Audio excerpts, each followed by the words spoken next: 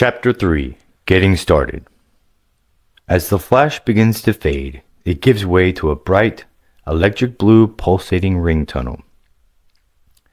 The sound of buzzing and crackling are all that can be heard, and the tunnel stretches as far as he can see. He feels like he is falling through the tunnel, as if it's some sort of porthole. Then, after a few seconds, he sees the end fast approaching. Just as he reaches it, a bright flash gives way to absolute darkness. For a second, he can't see anything, but soon, sounds begin to come from all around him. At first, they seem so distant and subtle. Then, they quickly increase in volume until they are as clear as day. Simultaneously, the darkness fades away and gives way to light. With that, blurry vision turns to a crystal clear view. Graelic stands in awe of what surrounds him, his eyes wide and his jaw hanging in amazement. He takes a deep breath in and tries to understand how this can really be. He is standing in a great hall with a high vaulted ceiling. Huge wooden chandeliers hang from the ceiling with candles burning. Throughout the hall, vast wooden pillars reach up to support that ceiling. These pillars have torches hanging off them, providing even more light, creating a very warm and welcoming atmosphere. He can even smell the scents of the candles burning and the stone and moss of the building. Before Graelic stands a man with very elaborate clothing. He is wearing a bright, flowing robe fastened loosely with a shimmering sash. His hands are covered with soft, shiny gloves, and on his feet he is wearing silk slippers. He has a large book strapped to his side, and he is holding a small staff in his hand. The man looks him dead in the eyes and, smiling, says, "Greetings, Graelic. Welcome to Thornpath." After this greeting, he lowers his staff and approaches Graelic, extending his hand. "We half-elves are happy to have a new adventurer joining our ranks." Graelic reaches out and shakes his hand. "Thanks, it's, nice to be here," he states, while wondering if he is interacting with an NPC, a non-player character or bot. Next, the man bows and continues. "The dangers for us are many and will meet you without mercy from the very first moment you step outside our gates." He pauses for a second and turns towards a large gate, visible from one of the windows. "Please take the time to gain some knowledge from our sages and advisors. We can teach you the basics of combat and how to interact with citizens of this land. I also recommend that you learn how to acquire and use different items you will need in order to survive in this world." "Graelic," beckons a deep, brooding voice from his right. Suddenly, he feels a slight tickle in his ears, and as he turns to see who called his name, he reaches to scratch his ear. To his surprise, the smoky image of a ginger-toned elf with short, pointy ears and long, dark hair appears mid-air. "Nod yes or no," is whispered in his ear by the initial warm voice. "Nod yes, Graelic," says the tall, broad Viking, with a helm, a black beard, and a large axe on his back. His armor consists of merely leather shoulder guards, cloth wrist straps, an open leather vest up top, and some partial leather leggings and boots on bottom. His interest piqued, Graelic nods yes. As soon as he nods yes, he hears a new voice in his ear. "Hi, Chad. Or should I say Graelic? It's me, Matic. And here I'm called Killswitch. Nice name, by the way." "Thanks. You too, Kill. By the way, this big-ass Viking then, he's Kip?" Gray asks Killswitch. Then he just directly implies to the Viking. "You're Kip, right?" Killswitch replies, "Yep." "Aye, but that's cold crow to you," exclaims the Viking with a rough accent.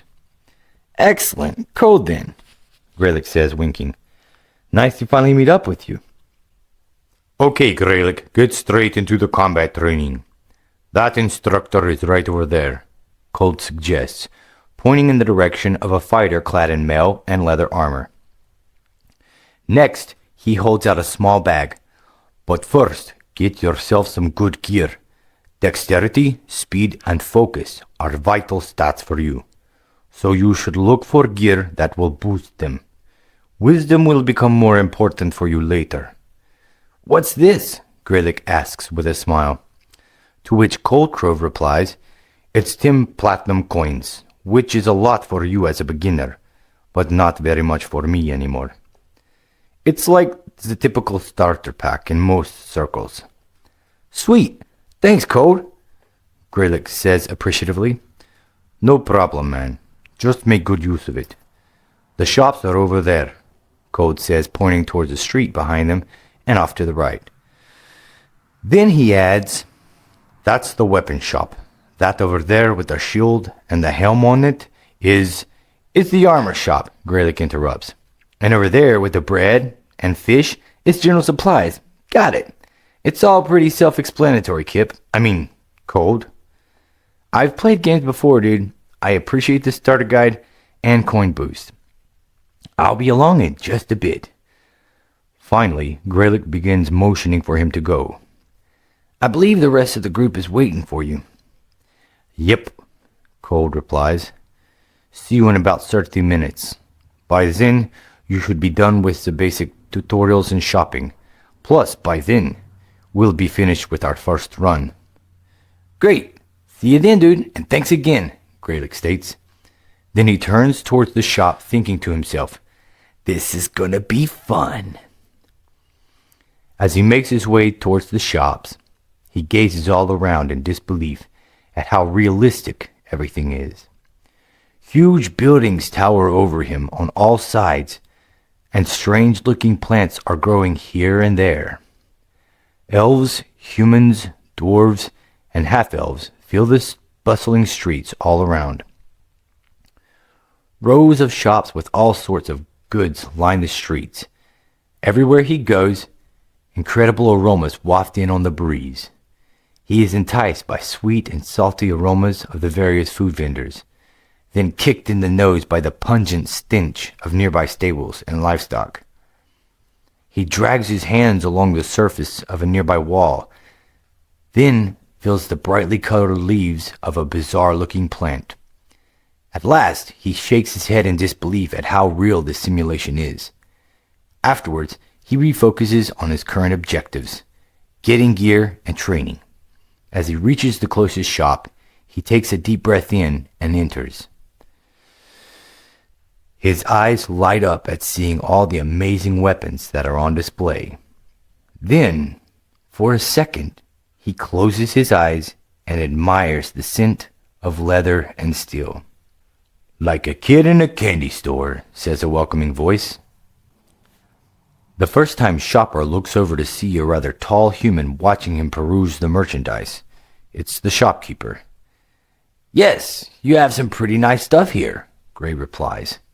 What are you looking for? The merchant inquires. Well, begins Gray. Then he pauses for a brief moment, looking around as he thinks what to say next. I'm looking for something with dexterity and focus.